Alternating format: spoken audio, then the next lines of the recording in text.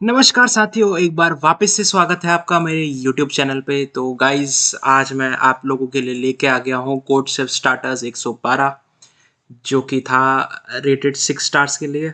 और मैंने ये कॉन्टेस्ट दिया है डिवीजन 1 के अंदर भाई। तो मैं यहाँ पे हल कर पाया हूँ 4 सवाल। तो इन चारों सवालों को बड़े अच्छे से पढ़ेंगे, अच्छे से करेंगे। चारों सवालों में केवल ऑब्जर्वेशंस लग रही है और बेसिक चीज़ें लग रही हैं, बेसिक मैथ लग रही है, ज़्यादा कुछ खास लग नहीं रहा है। एक सवाल में मैंने देखा था कोई डेटा स्ट्रक्चर एक आधा लग रहा होगा, पर ज़्यादा कुछ है नहीं। तो फटाफट से इन चारों सवालों को देखते हैं, अच्छे से करने की कोशिश करते हैं। मैंने पांचवा सवाल भी करने की कोशिश करी, पर मैं सोच नहीं पाया। पांचवा सवाल अच्छा सवाल है, पर इन चारों सवालों को देख लेते हैं भाई। तो भाई पहला सवाल है हमारा पास, 3 लॉजिशियंस इनटू अ बार। ठीक है ना भाई? तो क्या बोल रहा है भाई? ये तो कहानियां बना रहा है।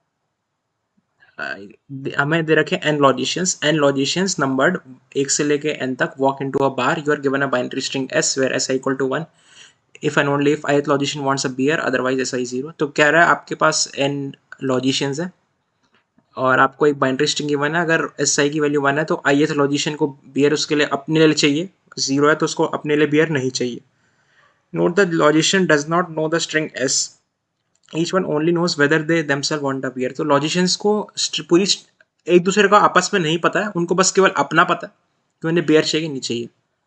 दे are also perfect logicians and hence they can extract information from hearing what's the previous logicians reply. अच्छा, कह रहा है कि भाई उसके पहले वाले लॉजिशियन ने क्या बोला था वो उसको याद रख सकते हैं अपने अंदर। Predict whether what will the replies of the logicians if they reply in that order. ठीक है ना भाई? तो हमें क्या करना है, output I don't know for, अगर लॉजिशियन को नहीं पता तो आई डोंट नो प्रिंट करना है, यस प्रिंट करना है। अगर उसको पता है उसको बेयर चाहिए, नो प्रिंट करना है। तो अगर उनको पता है कि उन्हें बेयर नहीं चाहिए। तो सवाल की स्टेटमेंट थोड़ा सा अजीब सी है यहाँ पे। सवाल पढ़ने में समझ ऐसा लग रहा होगा कि आपको समझ में नहीं आ रहा है सवाल कहना क्या चाहता है। तो एक बार मैं आपको समझाने की कोशिश करता हूँ आईपैड पे जाके सवाल क्या क्या रहा है। आपको एक बाइनरी स्ट्रिंग बना है, ठीक है? ये हमारे पास मान लीजिए बाइनरी स्ट्रिंग है और ये हमारे पास 7 बार टेंडर्स है। तो भाई ये क्या बोल रहा है भाई कि अगर ith पोजीशन पे 1 है तो इसका मतलब उसको बेयर चाहिए लॉजिशियन को, 0 है तो उसको बेयर नहीं चाहिए। और अगर मैं किसी फोर्थ लॉजिशियन की बात करूं मान लीजिए, तो इसको अपने बारे में भी पता है और इसको अपने अपने से पहले के बारे में पता है। अब ये यस, नो और आई डोंट नो का क्या मतलब है? यस का मतलब है कि लॉजिशियन को पता है कि सारे लोगों को बियर चाहिए कि नहीं चाहिए। सारे लोगों को, मीटिंग में जितने भी लोग हैं, अगर सबको बियर चाहिए और उस लॉजिशियन को पता है सबको बियर चाहिए तो यस प्रिंट करेगा। नो वो तब प्रिंट करेगा जब कोई कुछ लोग ऐसे होंगे बीच में, या फिर कोई भी ऐसा बंदा होगा जिसको बियर नहीं चाहिए और उसको पता होगा, तो नो नो प्रिंट करेगा उस केस में। और आई डोंट नो का मतलब है उसको पता नहीं। हो सकता है कि उसके जो बचे हुए जो लॉजिशियन हो उनमें से किसी को बियर चाहिए हो और बाकियों को बियर ना चाहिए हो। तो उम्मीद है आपको सवाल समझ में आ गया होगा कि सवाल कहना क्या चाहता है। तो एक बार सैंपल केस से देख लेते हैं कि कैसे इस सवाल को हल कर सकते हैं अपन लोग। तो मान लीजिए स्ट्रिंग है हमारी 1101। ठीक है ना भाई? पहले लॉजिशियन ये है, इसको अपने बारे में तो पता है इसको बियर चाहिए, पर इसको अपने आगे वालों के लिए नहीं पता। तो हमें हर लॉजिशियन के लिए प्रिंट करना है कि इसको बियर चाहिए कि नहीं चाहिए। तो इसको अपने आगे वालों के लिए तो पता नहीं है, तो ये प्रिंट करेगा आई डोंट नो। इसको भी नहीं पता अपने आगे वालों का, पर इसके पीछे वालों को सबको चाहिए थी, तो ये भी प्रिंट करेगा आई डोंट नो। ये भी आई डोंट नो प्रिंट करेगा क्योंकि इसको अपने बारे में तो पता है, अब पीछे वालों को पता है पर आगे वालों को नहीं पता। अब जीरो वाला कह रहा है कि मुझे बियर चाहिए ही नहीं। तो जीरो वाले खुद, जब जीरो वाले को चाहिए ही नहीं होगी तो इसका मतलब एक बंदा तो है बार में जिसको बियर नहीं चाहिए, तो वो नो प्रिंट करेगा। अब 1 वाले ने पीछे वाले को देख लिया तो वो नो प्रिंट करेगा। उम्मीद आपको समझ में आ रहा होगा करना क्या है भाई। बहुत ही बेसिक सा सवाल है भाई, बिल्कुल बच्चों बच्चों वाला सवाल है। ऑब्जर्वेशन लग रही है, बस मैं कहूँगा ऑब्जर्वेशन भी नहीं लग रही है, सवाल को समझना था। सवाल की लैंग्वेज थोड़ा सा अजीब थी। तो लॉजिक क्या रहेगा भाई? जब तक हमारे पास 1 आता जा रहा है तब तक तो हम आई डोंट नो प्रिंट करेंगे। अगर हमारे पास एक भी 0 आ गया तो इसका मतलब वहाँ से हम आगे की तरफ नो प्रिंट करना चालू कर देंगे। और हमें अगर 0 इनकाउंटर नहीं हुआ एंड तक, पर लास्ट वाले के लिए हम हमेशा येस प्रिंट करेंगे। तो येस हमेशा केवल लास्ट वाले के लिए ही प्रिंट होगा अगर होना होगा, वरना किसी के लिए भी प्रिंट नहीं होगा। बाकी पीछे वालों का आई डोंट नो प्रिंट होगा। अगर बीच में 0 आ गया तो उससे और उससे आगे वालों के लिए नो प्रिंट होगा। तो बस यही करना था इस सवाल में। कोड देख लेते हैं फटाफट से भाई। टी इनपुट लिया, एन इनपुट लिया और स्ट्रिंग इनपुट करी। ये फ्लैग वेरिएबल बना दिया कि हमें 0 मिला कि नहीं मिला। अगर फ्लैग वेरिएबल अगर 0 मिल गया तो फ्लैग को ट्रू कर दिया, और अगर फ्लैग है हमारा ट्रू सेट हो रखा है तो उसको नो प्रिंट करेंगे, वरना आई डोंट नो प्रिंट करेंगे। लास्ट वाले के लिए हम तभी यस प्रिंट करेंगे जब वो 1 होगा और हमारा फ्लैग वेरिएबल फॉल्स होगा, वरना हम नो प्रिंट करेंगे। तो उम्मीद है आपको सवाल समझ में आ गया होगा। सवाल क्या कह रहा है, सवाल में कुछ खास था नहीं, बच्चों वाला सवाल था, बस प्रॉब्लम स्टेटमेंट जो बोल रहा था, कहानी बना रहा था, वो समझ नहीं थी। चलिए बढ़ते हैं अगले सवाल की ओर भाई। तो अगला सवाल है कर्स्ट इंडाइसिस। बोल रहा है you are given an array A of length N containing positive integers and index I is said to be cursed if a1 plus a2 से लेके ai plus ai minus 1 is greater than equal to ai. In particular, ai greater than 1 greater than equal to 1 means that index 1 is always not cursed. Okay. You can rearrange a as you wish to find minimum number of cursed indices. Also find the arrangement. तो भाई क्या बोल रहा है सवाल भाई, आपको एक एरे गिवन है भाई, ठीक है ना भाई। कह रहा है एक इंडेक्स आई स्थापित होता है। कब स्थापित होता है, जब उसका जो प्रीफिक्स सम है उससे पहले वाले का प्रीफिक्स सम है वो ग्रेटर देन इक्वल टू उसके करंट एलिमेंट के है। तो इसका मतलब अगर ये कंडीशन सेटिस्फाई हो रहेगी तो आपका ith इंडेक्स स्थापित होगा। और कह रहा है कि फर्स्ट इंडेक्स कभी भी स्थापित नहीं होगा, क्योंकि हमने बोल दिया ai greater than equal to 1 है कंस्ट्रेंट्स में, और उससे ai से पहले कोई एलिमेंट है ही नहीं हमारे एरे में, तो फर्स्ट इंडेक्स कस्ट नहीं होगा। हमें क्या करना है, एरे ए को हम जैसे चाहे वैसे रीअरेंज कर लेते हैं, और हमें बताना है कि मिनिमम पॉसिबल नंबर ऑफ कस्ट इंडेक्स क्या रहेंगे हमारे, और हमें अरेंजमेंट भी बतानी है उसकी, मतलब एरे को इस तरह से अरेंज करें ताकि हमारे कस्ट इंडेक्स मिनिमाइज हो जाए, और उसकी वैल्यू भी बतानी है, ठीक है ना भाई। आपको फटाफट से एग्जांपल लेके समझ लेते हैं भाई कहना क्या चाहता है सवाल। ये मैं तीसरा एग्जांपल नहीं लेते हैं, कोई ऐसा एग्जांपल देते हैं जिसमें कस्ट इंडेक्स आ रहा हो। ये ले लेते हैं 1 2 3। मान लीजिए मेरे पास यहाँ पे एरे है 1 2 3। तो इसमें पूछ रहा है कि मिनिमम नंबर ऑफ कस्ट इंडेक्स बताओ। तो मान लीजिए एक अरेंजमेंट मैं ले लेता हूँ 1 2 और 3। तो 1 तो हमें कस्ट इंडेक्स नहीं है, 2 हमारा कस्ट इंडेक्स है क्या नहीं है, क्योंकि इसका जो ये वैल्यू है ये इसके पीछे वालों के सम से बड़ा है। और 3 कस्ट इंडेक्स है कि नहीं है, क्योंकि इनके प्रीफिक्स सम का वैल्यू 3 है जो कि ग्रेटर देन इक्वल टू 3 है। तो 3 इज अ प्रीफिक्स कस्ट इंडेक्स, मतलब स्थापित इंडेक्स। तो इस केस में हमारे पास एक कस्ट इंडेक्स हो जाएगा, और जो इसके पीछे वाले होंगे वो कस्ट नहीं होंगे। तो अगर इस अरेंजमेंट की बात करें तो हमारा आंसर 1 है। और अगर आप कोई भी और पॉसिबल अरेंजमेंट ट्राई भी करोगे ना, तो आपको पता लगेगा कि यही ऑप्टिमल आंसर है, इससे हम कम कर नहीं सकते, एक से हम कम कर ही नहीं पाएंगे, कैसे भी अरेंज कर लो। तो सवाल यार यही बोल रहा है आपको एक ऐसा एरे ढूंढना है जिसमें मिनिमम कस्ट इंडेक्स हो, और उसका काउंट भी प्रिंट करना है। तो उम्मीद आपको सवाल समझ में आ गया होगा भाई, सवाल क्या कह रहा है।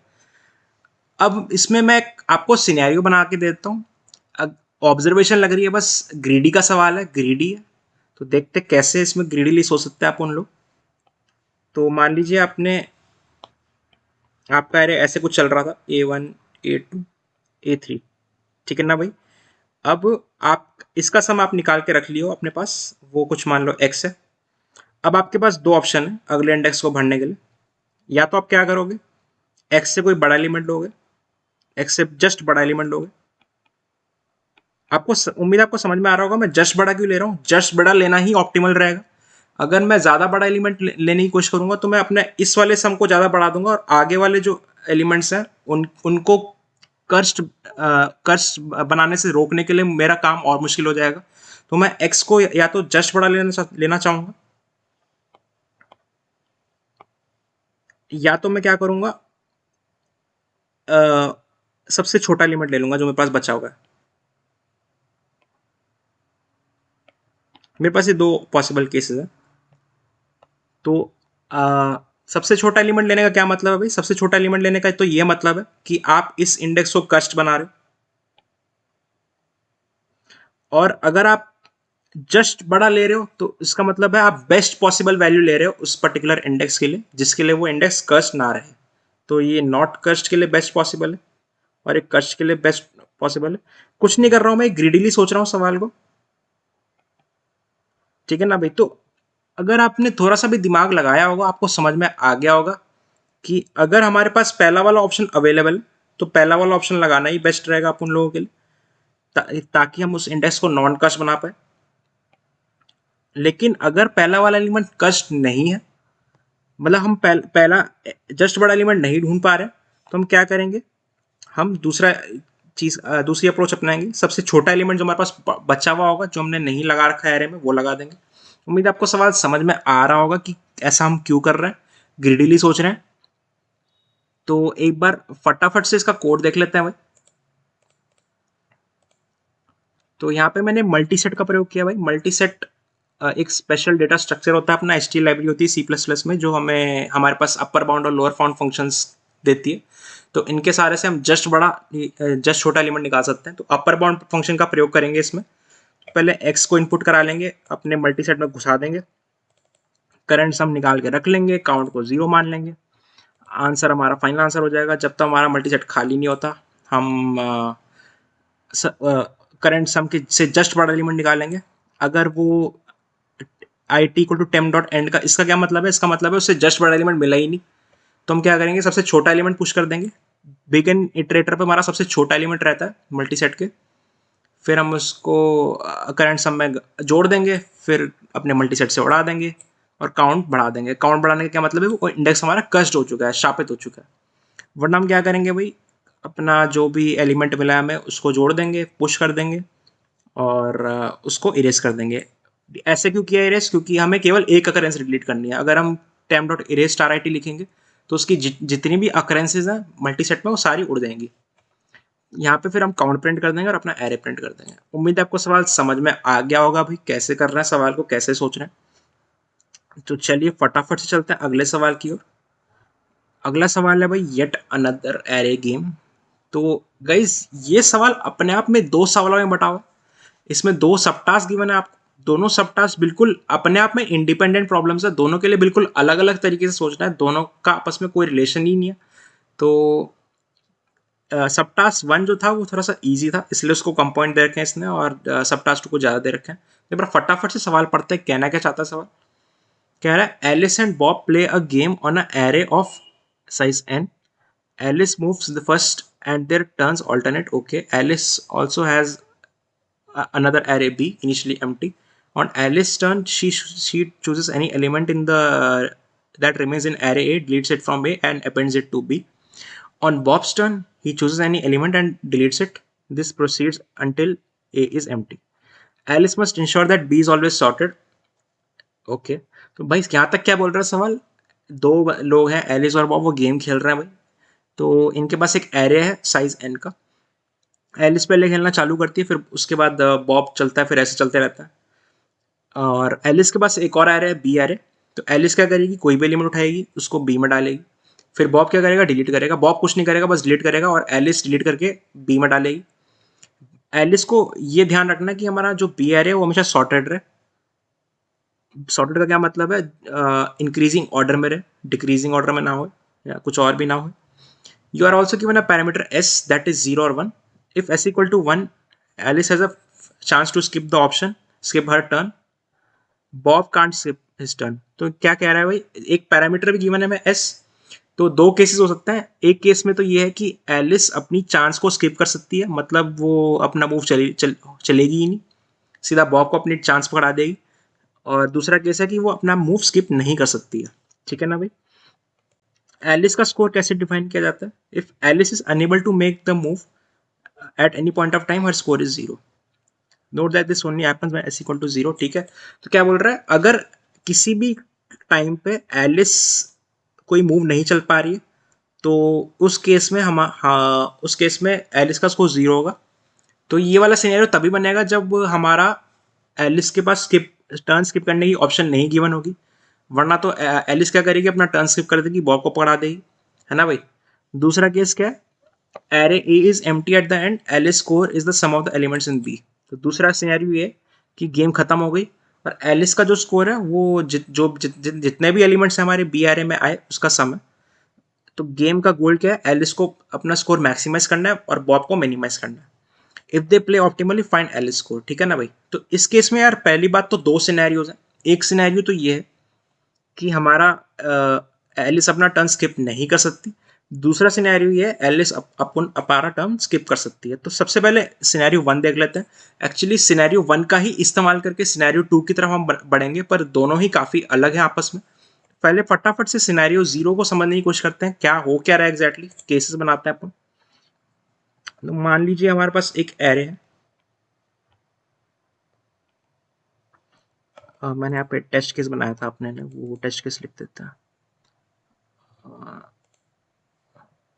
1 1 1 2 2 3 4 10।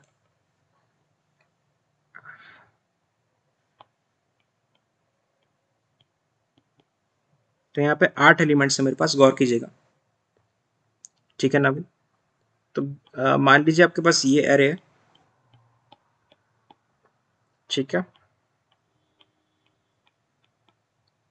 एक एलिमेंट रह गया, 8 एलिमेंट्स थे मेरे पास। 1 1 2 2 3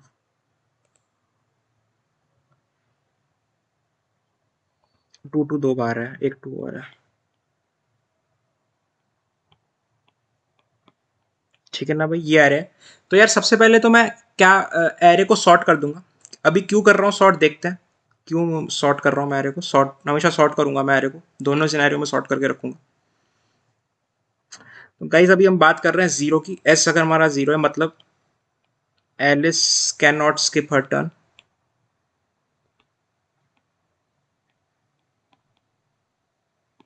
ठीक है ना भाई। तो अब मान लीजिए एलिस यहाँ से स्टार्ट करती है 1 से। तो बॉब स्कोर मिनिमाइज करने की कोशिश कर रहा है। बॉब क्या करेगा भाई, बॉब 10 को उड़ा देगा। अब एलिस इसका यूज़ करती है, फिर बॉब 4 को उड़ा देगा। फिर अब एलिस इसका यूज़ कर रही है तो बॉब 3 को उड़ा देगा। फिर एलिस सी कर देगी, तो फाइनली एलिस सी एरिया बना देगी। ये एक पॉसिबल सिनेरियो बता रहा हूँ आपको। अगर एलिस यहाँ से उठा करना चालू करती है तो बॉब ऐसे उड़ाएगा, ठीक है ना भाई। समझ में आ रहा होगा क्या हो रहा है। तो एलिस के पास हमारे एलिस का जो एरे बना वो ये बना, और इस केस में एलिस का स्कोर क्या आएगा, 4 आएगा, 5 आएगा, ठीक है ना भाई। तो इसमें एक बात गौर करने वाली ये है, एलिस कोई भी एलिमेंट उठा रही हो, बॉब कोशिश करेगा जो सबसे बड़ा एलिमेंट वो डिलीट कर सकता है उसको डिलीट करे, तभी वो स्कोर मिनिमाइज कर पाएगा। और कोई ऑप्शन है ही नहीं और कोई तरीका ही नहीं है उसके पास स्कोर मिनिमाइज करने का। तो उम्मीद है आपको ये ऑब्जर्वेशन दिख गई होगी इस सवाल में कि बॉब हमेशा सबसे बड़ा एलिमेंट उठाएगा जो उसके पास अवेलेबल होगा उठाने के लिए। अब एक चीज़ और देखते हैं, क्या इस केस का आंसर 5 था कि नहीं था। तो जी नहीं, इसका आंसर 6 है। 6 कैसे है वो देखते हैं, इसका आंसर 5 नहीं है। तो यार इसमें मैंने क्या किया, बेसिकली केस बना के देखे। तो ये केस है, इस केस का आंसर 5 नहीं आ रहा, इस केस का आंसर 6 आ रहा है। क्यों आ रहा है अभी दिखाने की कोशिश करता हूँ आपको। अगर एलिस ये वाला 1 उड़ाए तो ये बॉब 10 उड़ाएगा। फिर एलिस ये उठाए तो बॉब ये उड़ाएगा। फिर ये उठाए तो ये उड़ाएगा। ये उठाए तो बॉब, अब देखिए बॉब के पास कोई ऑप्शन है नहीं, बॉब केवल यही उड़ा सकता है तो इसको उड़ाएगा। तो उम्मीद आपको समझ में आ रहा होगा बेसिकली हो क्या रहा है यहाँ पे। तो यहाँ पे दो केस बन रहे हैं, ढंग से देखें। एक odd case, odd number of elements, और एक इवन नंबर ऑफ एलिमेंट्स। अगर हमारे पास ऑड नंबर ऑफ एलिमेंट्स है, मान लीजिए 5 एलिमेंट्स हैं, तो एलिस क्या करे, एलिस क्या करेगी, इन केवल एलिस क्या मैक्सिमाइज कैसे कर सकती है, इन तीनों को सिलेक्ट करके बस, और कोई तरीका ही नहीं है उसके पास, ठीक है ना भाई। Basically odd number of elements के केस में हमारा आंसर हो जाएगा sum of first n plus 1/2 elements in a sorted array.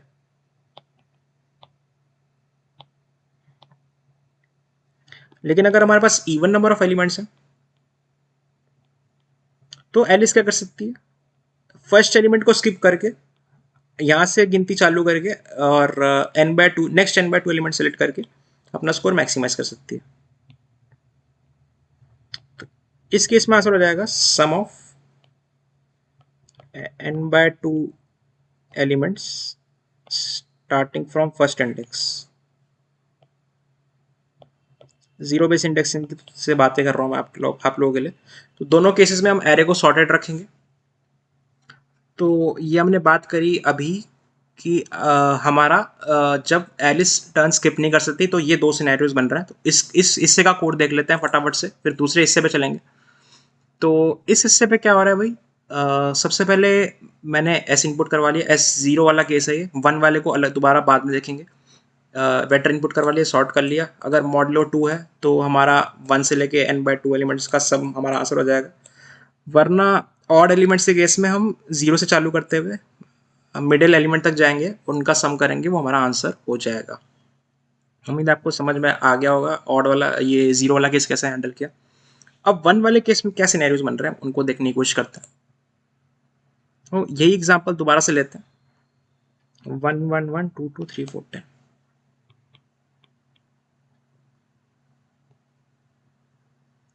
2 2 3 4 10।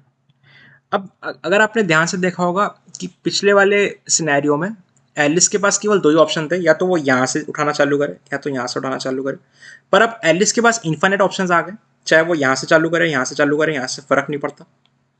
तो अब हमारा आंसर इंडेक्स पे डिपेंड करेगा कि एलिस कहाँ से उठाना चालू कर रही।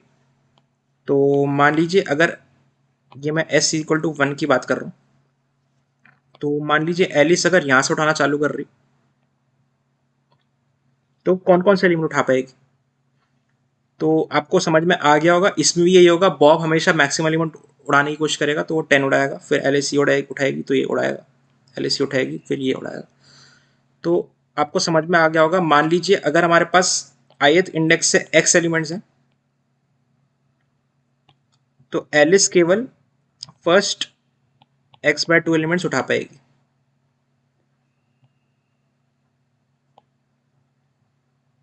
अब ये ऑड और इवन पे भी डिपेंड करता है। x/2 प्लस x मॉडल 2 लिखना ज़्यादा अच्छा रहेगा। तो अगर ऑड एलिमेंट्स हैं एक्स ith इंडेक्स से, मान लीजिए 1 2 3 4 5 है, तो एलिस 1 2 3 उठा पाएगी, बॉब फिर 4 5 डिलीट करेगा। और अगर इवन एलिमेंट्स हैं तो एलिस 1 2 उठा पाएगी और बॉब ये 3 4 डिलीट कर देगा हम लोग के लिए। फिर बाकी सारे एलिमेंट्स बॉब मान ले उड़ा देगा।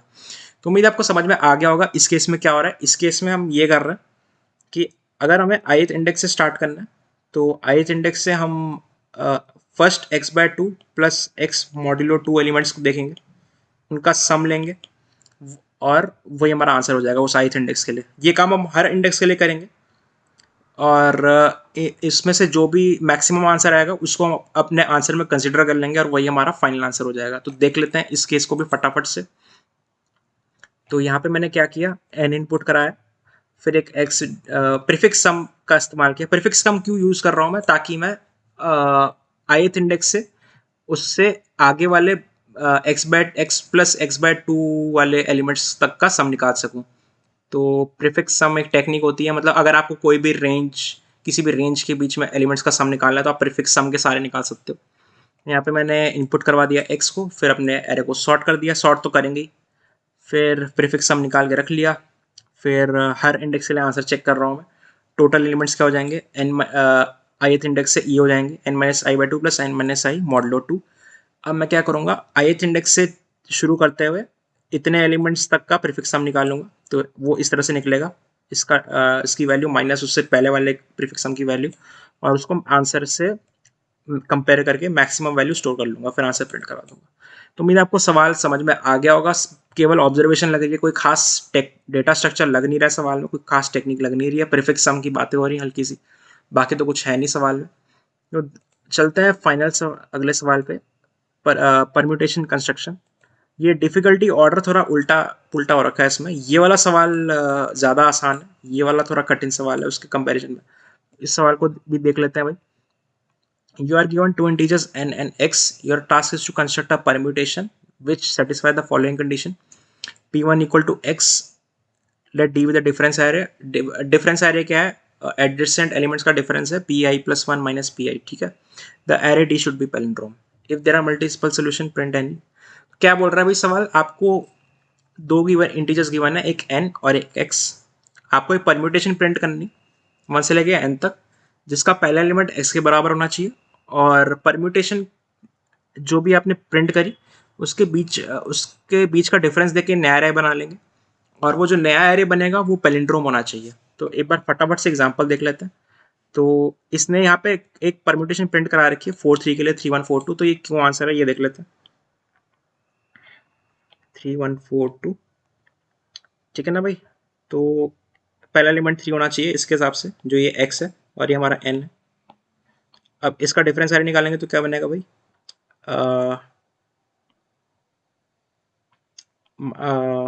-2 3 -2।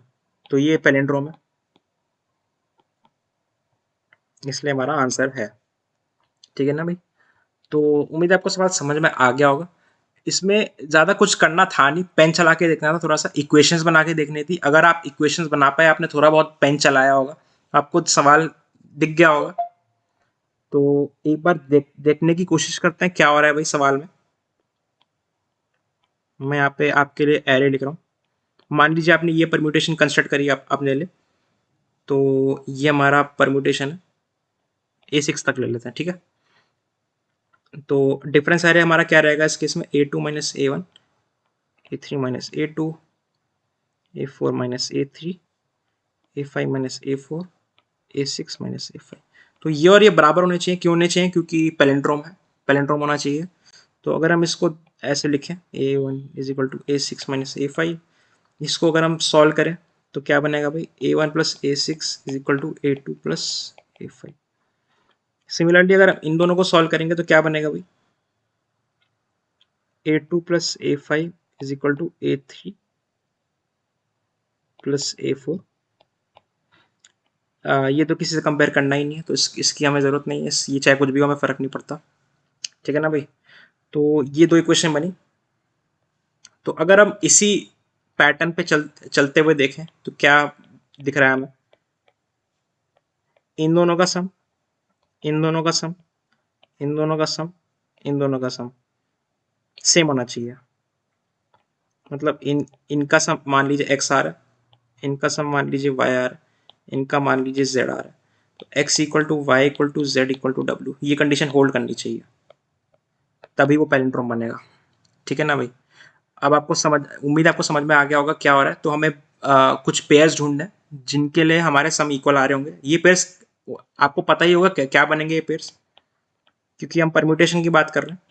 तो ये पेयर क्या हो सकता है, एक तो ये फर्स्ट एलिमेंट लास्ट एलिमेंट, फिर सेकंड एलिमेंट, फिर सेकंड लास्ट एलिमेंट, फिर थर्ड एलिमेंट, फिर थर्ड लास्ट एलिमेंट। तो सबका सम यहाँ पे देखो, अगर आप देखें तो 8 आ रहा है।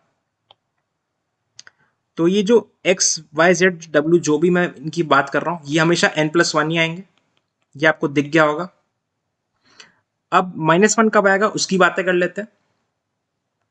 तो गाइज ये मैंने बात करी थी ऑड की। इवन, एक बार इवन का भी केस देख लेते हैं। इवन में क्या हो रहा है, नहीं सॉरी, ये मैंने बात करी थी इवन की। अब हम ऑड की बात करते हैं। ऑड में देखते हैं क्या हो क्या रहा है। तो यहाँ पे मैंने मान लीजिए 5 तक का एरे बनाया। तो यहाँ पे भी वही इक्वेशन बन रही है, A1 + A5 = A2 + A4। और यहाँ पे एक इक्वेशन और बन रही है, A2 + A4 = 2A3। तो बीच में जो एलिमेंट बचेगा हमारा, वो उसका डबल हमारा, वो उसका डबल हो जाएगा। तो और के केस में ये कंडीशन सेटिस्फाई होनी चाहिए कि आपकी जो भी परम्यूटेशन हो, बीच में आपका मिडल एलिमेंट ही आना चाहिए। जैसे 1 2 3 4 5 की बात कर रहे हैं, तो 3 हमारा यहाँ पे आना चाहिए। अगर 3 हमारा यहाँ पे आ गया तो हम पैलिंड्रोमिक परम्यूटेशन नहीं बना पाएंगे। तो ये यही एक केस है जहाँ पे -1 आएगा। अगर आपको n और दे दिया उसने और बोल दिया x हमारा मिडल एलिमेंट के बराबर है, और जो मीडियन एलिमेंट है या मिडल एलिमेंट जो भी बोल लो, उस केस में आंसर -1 आएगा। अदरवाइज ये परम्यूटेशन आप प्रिंट करवा सकते हैं। तो कैसे प्रिंट करवाएंगे, बहुत ही आसान है भाई प्रिंट करवाना। तो आपने मान लो यहाँ पे x एलिमेंट आपको गिवन है, तो आप क्या करोगे, यहाँ पे n - x प्रिंट करोगे, n+1 - x प्रिंट करोगे, और यहाँ से आप एक वेरिएबल चालू कर लो 1 से इनिशियलाइज करते हुए। तो इसको अगर आप 1 ले रहे हो तो इसको n+1 - 1 ले लो, ऐसे करते करते चल लो। और एक बात का ध्यान रखेंगे कि ये एलिमेंट x के बराबर नहीं होना चाहिए। क्यों नहीं होना चाहिए? क्योंकि x ऑलरेडी आ चुका है। और के केस में एक बात का और ध्यान रखेंगे, जो मिडल एलिमेंट होगा वो आपको पहले से पता होगा, जो मीडियन होगा या मीडियन ही होगा वो, मतलब जो सॉर्टेड एरे के बीच में आ रहा होगा वही होगा। तो उम्मीद है आपको समझ में आ गया होगा कैसे देखना है। बस कुछ नहीं करना था सवाल में, हल्का सा पेन चलाना था। देख लेते हैं फटाफट से। एन और एक्स इनपुट करवा लिया। अगर इवन है तो इसका मतलब मिडिल एलिमेंट से हमें कोई मतलब नहीं है, उस केस में आंसर हमेशा एग्जिस्ट करेगा। आंसर हमने ऐसे बना दिया, पहला एलिमेंट एक्स बोल रहा है, लास्ट एलिमेंट ये हो जाएगा n+1 - x। फिर हम आगे से चालू करेंगे। एक बात का ध्यान रखेंगे, करंट एक्स के बराबर नहीं होना चाहिए, और इस n+1 - x करंट के भी बराबर नहीं होना चाहिए, क्योंकि अगर ऐसा है तो वो दो एलिमेंट्स हम पहले ही अपने एरे में डाल चुके हैं, उनको हम दोबारा डाल रहे हैं, तो हमें दोबारा नहीं डालना है। तो इस केस में हम करंट को बढ़ा देंगे। फिर हम क्या करेंगे, इसको करंट से असाइन कर देंगे, पीछे वाले को इससे असाइन कर देंगे, और करंट को बढ़ाते चलेंगे। दूसरा केस क्या है, मिडिल एलिमेंट हमारा हम पहले निकाल के रख लेंगे। मिडिल एलिमेंट एक्स के बराबर नहीं होना चाहिए, तो अगर वो एक्स के बराबर है तो इसका मतलब वो फर्स्ट पोजीशन पे आ रहा है, इस केस में हम -1 प्रिंट कर देंगे। फिर अपने आंसर को इनिशियलाइज करेंगे। मिडिल एलिमेंट हमारा यही रहेगा जो हमने ऊपर निकाला। फिर हम अपने डिजायर्ड सम का प्रयोग करते हुए चलेंगे। ये मैंने ऊपर से ही कॉपी कर दिया भाई, एज इट इज। इस लाइन की यहाँ पे जरूरत नहीं है, पर कोई बात नहीं, ये मैंने ऊपर से ही लिख दिया, जैसे जैसे ऊपर लिखा था वैसे उठा के दोबारा ये लिख दिया, और फिर हमने अपने आंसर को प्रिंट कर लिया। तो उम्मीद है आपको समझ में आ गया होगा सवालों के बारे में। तो यार कोड शेप में जनरली डेटा स्ट्रक्चर्स कम लग रहे होते हैं, मैथ ज़्यादा लग रही होती है, ऑब्जर्वेशन ज़्यादा लग रही होती है। हाँ, दिमाग चलता है हम लोगों का, पर ऑब्जर्वेशन के केस में ज़्यादा चलता है। डेटा स्ट्रक्चर प्रैक्टिस करने के मामले में हमारा दिमाग इतना नहीं चलता है, पर कोई बात नहीं, फिर भी अच्छे कॉन्टेस्ट होते हैं, देने चाहिए। और उम्मीद है आपको मेरा वीडियो पसंद आया होगा, और मेरा इस वीडियो को देखने के लिए भी बहुत बहुत धन्यवाद।